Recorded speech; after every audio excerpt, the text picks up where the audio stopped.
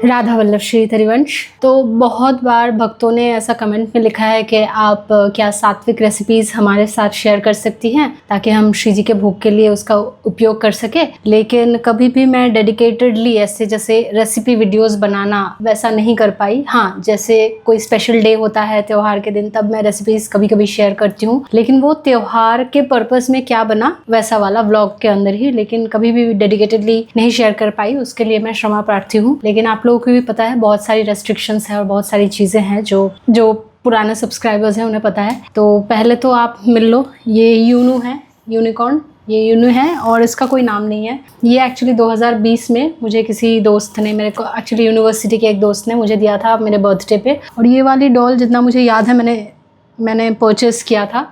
Please don't think, मतलब आप सोचोगे भी तो मुझे क्या, आपके सोच पे तो मेरी कोई पकड़ है नहीं। तो ये मैं एक्चुअली लेके आई थी, क्यों पता है? क्योंकि आई डोंट यूज़ तकिया। बहुतों ने मुझे सजेस्ट किया ना कि तकिया यूज़ मत करना, आपको शोल्डर पेन है। जब ज़रूरत पड़ती है मैं तभी यूज़ करती हूँ, अदरवाइज़ यहाँ आके जो बहुत बड़ी एक चीज़ मुझसे छूटी है, जो मुझसे इतने सालों में कभी नहीं छूटी थी, वो है तकिया। जब मुझे बहुत ज़्यादा शोल्डर पेन होता है, बिकॉज डेस्कटॉप जॉब जिनका भी होता है उन्हें पता है, तो उसके लिए कभी कभी मैं तकिया का यूज़ करती हूँ। तो ये लोगों को भी मैं एज अ तकिया यूज़ करती हूँ। तो अभी इनको बैकग्राउंड के हिसाब से यूज़ किया है, it's a technical thing. So anyway, come to the point. वर्तमान जो स्थिति है बहुत ही क्राइसिस, और भी आएंगे, let me tell you, crisis और भी आएंगे। बहुत सारी चीज़ें ऐसी होंगी जो अभी जिस अभक्ष्य पदार्थ को आप पाने के लिए पागल हो जा रहे हो, अभक्ष्य पदार्थ पाने वाले, उन्हीं को मैं बोल लूँगी। बहुत पोलाइटली ही मैं ये बोलना चाहूँगी, जो 4 आवर्स 3 आवर्स स्लो कुकिंग करके आप जो मज़े से पा रहे थे, बहुत सारे स्टेप बाय स्टेप प्रोसीड्योर के साथ, ताकि उसमें वो वाली स्मेल ना रहे, उसको आपको स्वाद आए। उस अभक्ष्य पदार्थ जब वो प्राणी जिंदा रहता है, उसी को बचाने के लिए आप एक दिन पागल हो जाओगे। और बहुत जल्दी ही ये समय आने वाला है। अब श्री जी जाने सब, जो जिसको जैसे सीधा करना होगा श्री जी कर देंगी। मुझ जैसे अधम को अगर कर दिया है तो दुनिया के सबको वो सीधा कर सकती है। तो ये वीडियो बेसिकली है डेडिकेटेडली, मैंने ना, मेरे पास नो फायर कुकिंग की जो भी रेसिपीज़ हैं मैं उन्हीं को वर्बली आपके साथ शेयर करती हूँ, क्योंकि जितनी सारी रेसिपीज़ मैंने ऐसे लिख के रखा है, उतना हर बार एक बना के दिखाना, शूट करना, और अभी right now crisis is going on, तो इसके लिए मैं आपको बोल देती हूँ। 2 रेसिपीज़ इसमें से है जो अगर आपके पास इंडक्शन है तो आप उसमें बना सकते हो, या फिर दूसरा एक चीज़ मैंने सुना शायद इलेक्ट्रिक कुछ कुकिंग सिस्टम, वो मुझे पता नहीं वो और इंडक्शन सेम है क्या, लेकिन अगर आपके पास इंडक्शन है तो एक तो बहुत ही सिंपल चीज़ है, दैट इज़ आलू सिद्धो भात। बॉइल्ड आलू और भात आप बना लो। बहुत सारे लोग मुझे पूछते हैं कि चावल से पानी निकालने की ज़रूरत ही क्या है, जो हम स्ट्रेन करते हैं ना। This is our way of cooking. जैसे रोटियां ना दिल्ली में एक तरीके से बनती है और राजस्थान में जो वहाँ के लोकलाइट्स है वो अलग तरीके से बनाते हैं, दोनों ही रोटियां हैं। तो this is how it is. हम लोग पानी ऐसे स्ट्रेन करके ही चावल बनाते हैं, क्योंकि हमारा जो चावल बनाने का टाइप होता है भात, वो बहुत सॉफ्ट होता है। वो ऐसे आप जब निकालोगे ना, ऐसे ऐसे कड़ा, मतलब केक की तरह ऐसे नहीं निकलेगा। जैसे जो दूसरे लोग पानी स्ट्रेन नहीं करते, उनका कभी कभी ऐसे केक जैसा जम जाता है, हमारा वैसा नहीं होता। हमारा ऐसा मतलब खिले चावल जैसे होते हैं ना, वैसा रहता है। तो उसको भी अगर हम ज़्यादा सॉफ्ट करना चाहे, वो पानी स्ट्रेन करके भी वो भी हो जाता है, लेकिन फिर भी वो थोड़े बहुत खिले ही रहते हैं। तो it's just a different way of cooking. तो पहला रेसिपी ये है कि आलू सिद्धो भात। आप इस समय जब नो फायर कुकिंग की बात आती है तो इंडक्शन पे आप बड़े ही इजीली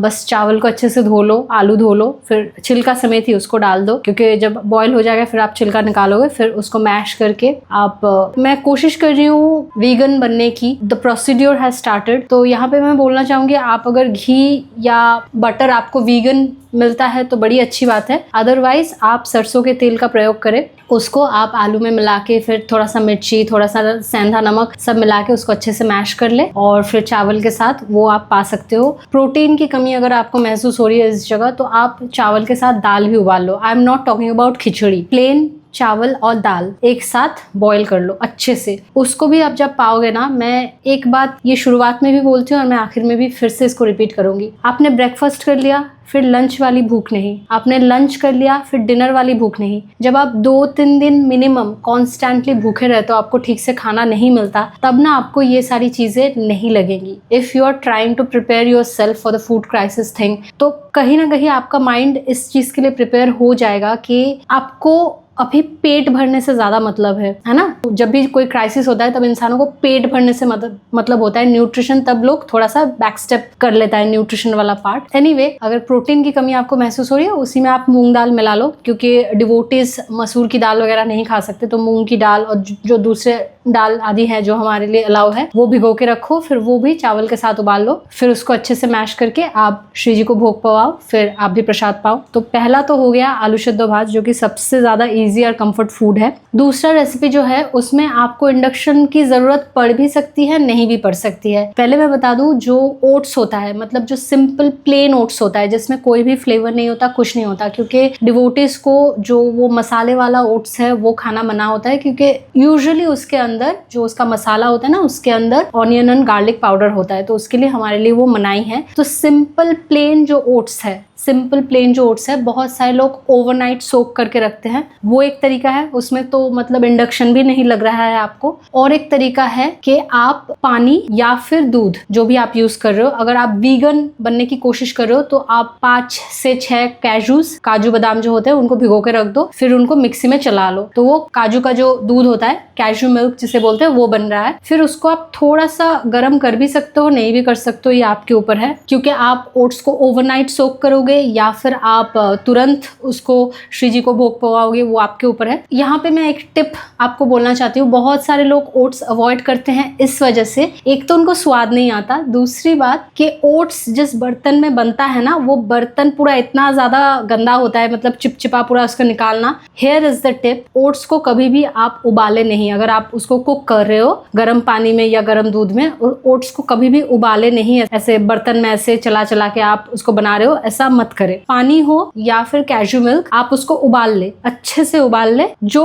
पात्र में आप ओट्स बनाएंगे या श्री जी को भोग लगाएंगे, वो पात्र में आप ओट्स रखें, जितना भी आपको लेना है, 2 टेबलस्पून 3 टेबलस्पून उसको रखें। फिर वो जो एकदम गर्म पानी है या दूध है, वो ओट्स के ऊपर डाल दे, एकदम गर्म वाला। फिर हल्के से उसको बस चम्मच से थोड़ा सा हिला दे, ताकि वो पानी हर जगह चला जाए। वैसे भी वो चला जाता है, लेकिन वो थोड़ा सा मिला दे अच्छे से, और इनफ क्वांटिटी ऑफ पानी लीजिएगा हमेशा, वरना ना ओट्स बहुत ज्यादा पानी या जो भी लिक्विड है वो सोख लेता है, तो बड़ा टाइट हो जाता है, फिर आप मतलब नीचे नीचे कच्चा रह जाएगा। तो वो गर्म दूध या पानी डालने के बाद आप उसको ढक के रख दे, 15 से 20 मिनट तक आप उसको रख दे। इसके बाद जब आप उसको ढक्कन हटाएंगे, फिर वो ओट्स बना है कि नहीं ठीक से आप थोड़ा सा चला के उसको देख लीजिएगा, नीचे कच्चा तो नहीं रहेगा। तो इससे क्या होगा ना, आपका एक ही बर्तन आपका जो है वो आपको मार्जन करना पड़ेगा। हमें पता नहीं ना और कैसी कैसी क्राइसिस आने वाली है, तो इसके लिए मैं हर तरीके से बोल रही हूँ, क्योंकि अगर आपने हमारे पूज्य गुरुदेव भगवान का और मालुक पीठ वाले राजेंद्र दास जी महाराज का सत्संग सुना है, तो आपको ये समझ आ चुका होगा अब तक कि बहुत सारे प्रेडिक्शंस है जो आहिस्ता आहिस्ता सच हो रहे हैं और होंगे भी।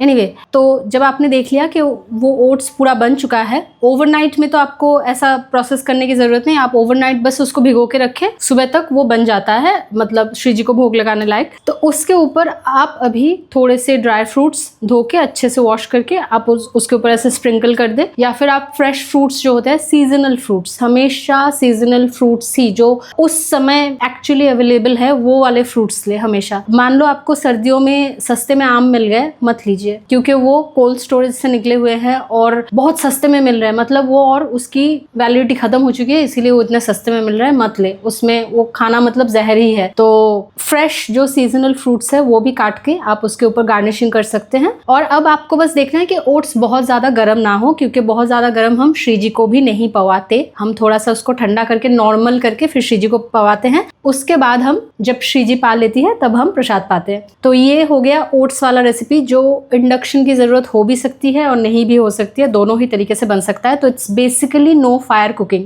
बीच में मुझे बहुत सारे लोग बोल रहे थे कि गौ माताओं के ऊपर अत्याचार हो रहा है, दूध की वजह से, घी की वजह से, मक्खन की वजह से, पनीर, ये वो। एक्चुअली ये चीज मुझे बहुत सालों से बॉदर कर रही है, तो इसीलिए कहीं ना कहीं जो मेरा भी हेल्थ इश्यूज है, जब इंसान को अपने ऊपर आती है ना, तभी इंसान समझता है, अदरवाइज बहुत कम ही इंसान है जो समझते हैं, जब तक उनके घर में आग ना लगे। ये चीज एक्चुअली मुझे बहुत सालों से बॉदर कर रही थी। तो कहीं ना कहीं मेरा भी जो हेल्थ इश्यूज है उसमें डेयरी प्रोडक्ट्स एक्चुअली नहीं होना चाहिए। बहुत इमरजेंसी में ही मैं अभी डेयरी प्रोडक्ट्स लाती हूँ, बहुत इमरजेंसी में, लेकिन श्री जी मुझ पर कृपा करे कि मुझे कॉन्स्टेंटली ऐसे वे आउट्स मिलते रहे कि मुझे डेयरी प्रोडक्ट्स की ज़रूरत हो ही ना। जैसे मिल्क का अभी ऑल्टरनेटिव निकला है कैजू मिल्क, ओट मिल्क भी एक होता है, लेकिन ओट मिल्क मैंने अभी तक ट्राई नहीं किया। कैजू मिल्क, आमंड मिल्क, जो बादाम होते हैं, जो बादाम की कंट्रोवर्सी हो गई थी, मैंने मूंगफली को बादाम बोला था, वो मूंगफली नहीं बादाम एक्चुअली, जो आलमंड्स है, आलमंड्स या फिर almonds, almonds is the actual pronunciation. Almonds को आप सोक करके रखे, भिगो के रखे कुछ घंटे, फिर आप उसको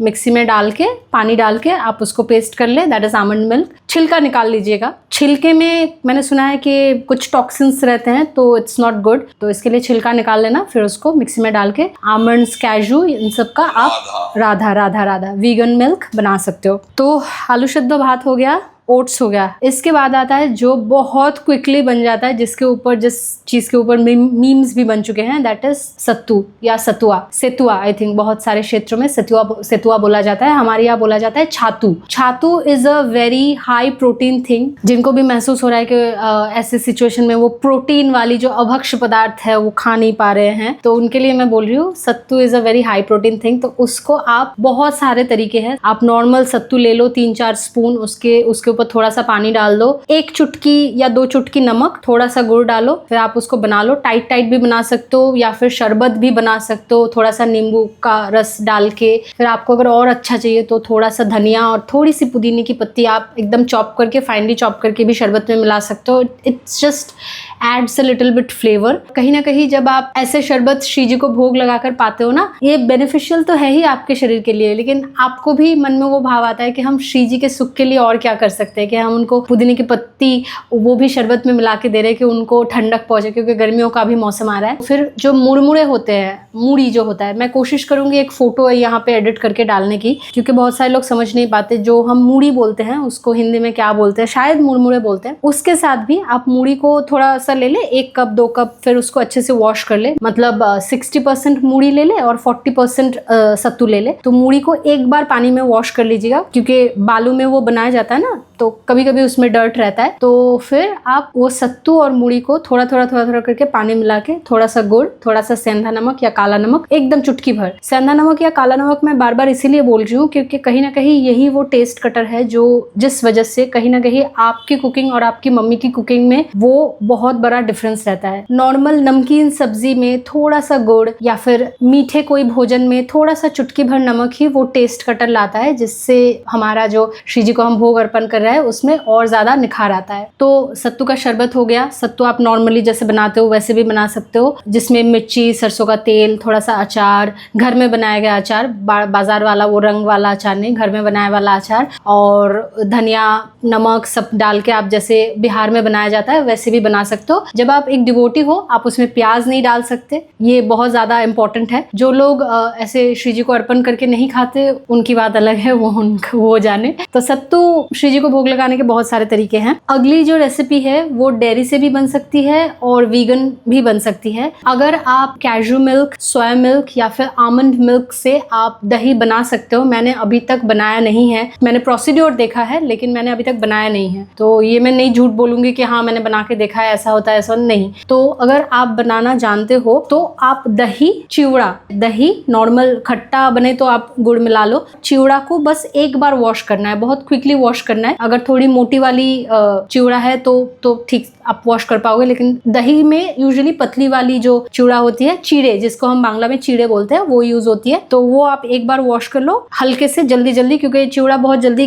गलने लगता है पानी में, तो उसको वॉश कर लो। और अगर बहुत साफ चिवड़ा है फिर तो आप थोड़ा सा उसको छान लो, ऐसे मतलब चालूनी जिसको हम बोलते हैं, ऐसे छेद वाली जो होती है ना, नेट वाली जो होती है, उसमें हम थोड़ा सा ऐसे कर लेते हैं ताकि अगर कुछ डर्ट रहे तो निकल जाए। फिर उसको दही में मिला लो। ये जब आप श्री जी को भोग लगाकर फिर पाओगे, ये एक ऐसा प्रसाद है जो बहुत देर तक आपके पेट में रहता है। और कहीं ना कहीं गर्मियों में, अभी तो गर्मी आ रही है, मैं बोल रही हूँ मेरे मुंह में पानी आ रहा है श्री जी, तो मुझे एक्चुअली पर्सनली बहुत पसंद है, हालांकि मैंने बहुत दिन से पाया नहीं। हाँ, तो ये बहुत देर तक आपके पेट में रहेगी। वैसे सत्तू भी काफी हैवी है, वो भी रहता है अगर आप थोड़ा गाढ़ा करके बनाओ शरबत। तो ये और एक हुआ दही चिवड़ा। चिवड़ा के साथ आप, जैसा मैंने बोला कि कैजू मिल्क, ये भी आप मिलाकर श्री जी को भोग लगाकर आप पा सकते हो। ये भी एक नो फायर कुकिंग है। और किसी ने ऐसा कमेंट में लिखा था कि शाबू आप पाते हो, मैंने कहीं पे सुना था शाबू नॉनवेज है। ये एक ही कमेंट आया था, ऐसा एक ही कमेंट आया था। आई वॉज लाइक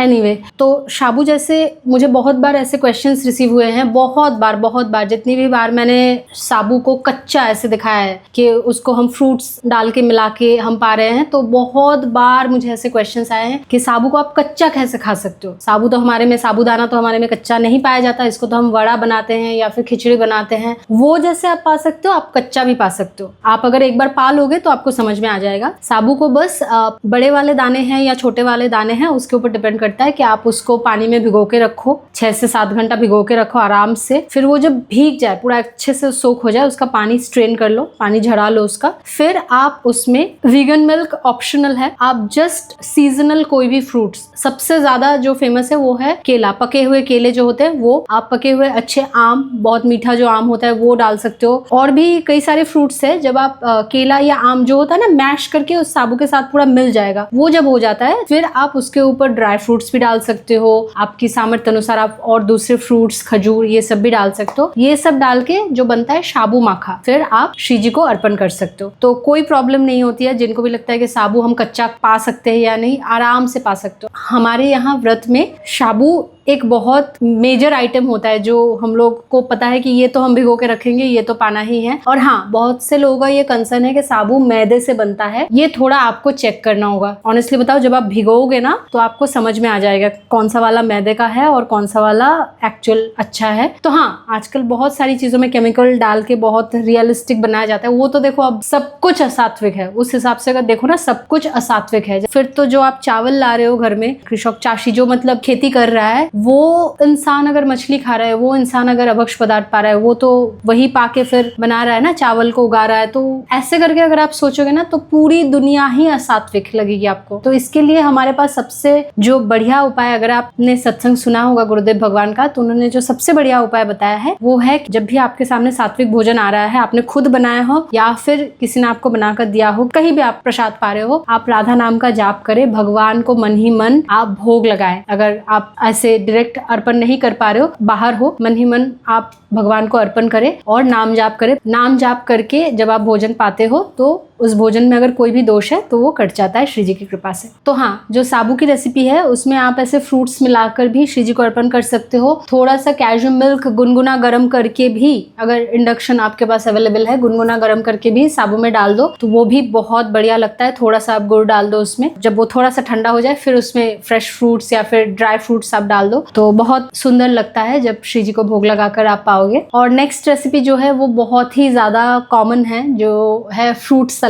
फल का सलाद आप अगर बना ले तो जो भी आपके पास आपके सामर्थ्य अनुसार आप फल ला पा रहे हो, वो सारे फलों को अच्छे से धो के, जिसका भी आपको छिलका निकालना है या फिर छिलका नहीं निकालना, आप अच्छे से साफ करके फिर उसको फिर अमनिया कर लो। हमारे मतलब ये थोड़ा भाषा के मैं कोशिश कर रही हूँ ऐसे श्री जी की कृपा से मैं काटना वुटना ये सब ना बोलूँ, तो आप अमनिया कर लो, आप समझ लो। फिर उसके ऊपर आप थोड़ा सा नींबू का रस, थोड़ा सा काला नमक और अगर घर पे बनाया हुआ चाट मसाला हो तो वो आप छिड़क लो। इसके ऊपर आप चाहो तो पुदीना का जो पत्ता है उसको थोड़ा सा चॉप करके भी डाल सकते हो, उससे भी बहुत अच्छा फ्लेवर आता है। इसको अच्छे से मिला लो, अच्छे से मिला लो। जब सब रेडी हो जाए उसके बाद ही ना ये नींबू का रस और नमक और चाट मसाला ये सब मिलाना चाहिए, अदरवाइज फ्रूट से ना बहुत जल्दी वो रस निकलने लगता है। तो फिर अच्छे से मिला के फिर वो तुरंत श्री जी को भोग लगा दो। जब तक हम प्रसाद पाएंगे तब तक भले ही उसका जूस निकल जाए, लेकिन श्री जी को जब हम भोग लगाएंगे तब वो एकदम ठीक ठाक रहना चाहिए। तो फ्रूट सलाद हो गया,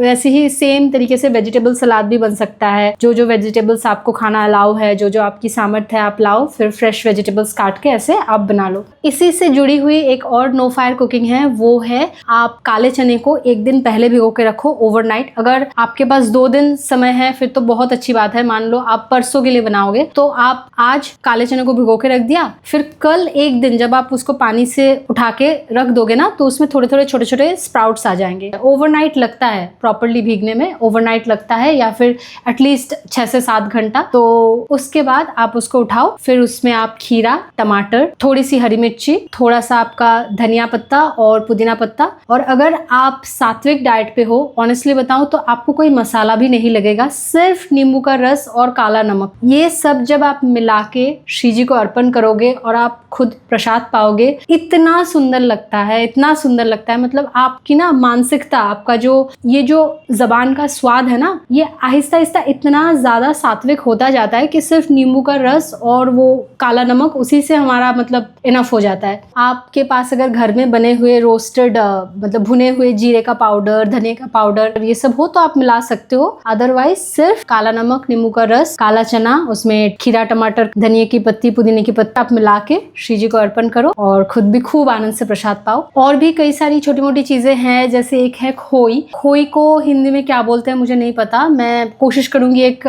फोटो यहाँ पे एडिट कर देने की, खोई क्या होता है वो समझने के लिए। उसको भी आप वैसे कैजू मिल्क में आप ऐसे सोक करके श्री जी को अर्पण कर सकते हो, वो भी नो फायर कुकिंग है। ऐसे बहुत सारी चीजें हैं जो आप थोड़ा सा जब श्री जी की कृपा से आप समझ जाओगे। अगर क्राइसिस आया ना उतना लेवल में तो आप समझ ही जाओगे। और जो मैंने शुरुआत में बोला था वही बात मैं फिर से बोलना चाहती हूँ कि ब्रेकफास्ट करने के बाद जब आपको लंच में भूख लगती है वो वाली भूख नहीं, जो भर पेट लंच करने के बाद डिनर में भूख लगती है वो वाली भूख नहीं, लेकिन जब आपको कंटिन्यूअसली आप भूखे रह रहे हो, आपको खाना नहीं मिल रहा है, किसी भी तरीके से आपको प्रॉपर भोजन नहीं मिल रहा है, फिर ना ये मेंटालिटी जाने लगती है कि अरे अगर 3-4 सब्जी ना हुई, दाल ना हुआ, ये भाजा ना हुआ, ये ना हुआ तो ना पेट नहीं भरता, मन नहीं ये ना जाने लगेगा। सच्ची मैं बता रही हूँ, मैं इस क्राइसिस से बहुत सालों तक गुजर चुकी हूँ ना, तो मुझे पता है कि एट सम पॉइंट आपके सामने भोजन है, ये बहुत इंपॉर्टेंट है, बहुत इंपॉर्टेंट है। शायद एक मुट्ठी चना ही है, शायद एक मुट्ठी 2 मुट्ठी चना ही है, उसके साथ कुछ नहीं है, शायद थोड़ा नमक मिला के आप श्री जी को भोग लगाओगे, पालोगे, लेकिन ये भी बहुत है। तो जब आपको सच्ची में भूख लगती है, सच्ची में आप क्राइसिस में रहते हो ना, तो ये मेंटालिटी जाने लगती है कि हम रोटी नहीं खाएंगे तो हमारा पेट नहीं भरेगा, चावल नहीं खाएं, भात खाबो ना तो पेट भर देना। ये मेंटालिटी ऑनेस्टली मैं किसी को ऐसे टारगेट करके नहीं बोल रही हूँ, मेरा टोन ऐसा है, उसके लिए मैं क्षमा प्रार्थी हूँ, लेकिन आहिस्ता आहिस्ता ये मेंटालिटी जाने लगती है। फिर आपको लगता है कि पेट भरने के लिए तो मिले, एटलीस्ट पेट भरने के लिए तो बहुत सारी ऐसी चीज़ें हैं जो आप आहिस्ता आहिस्ता समझोगे कि जब क्राइसिस आता है, क्योंकि क्राइसिस तो आएगा।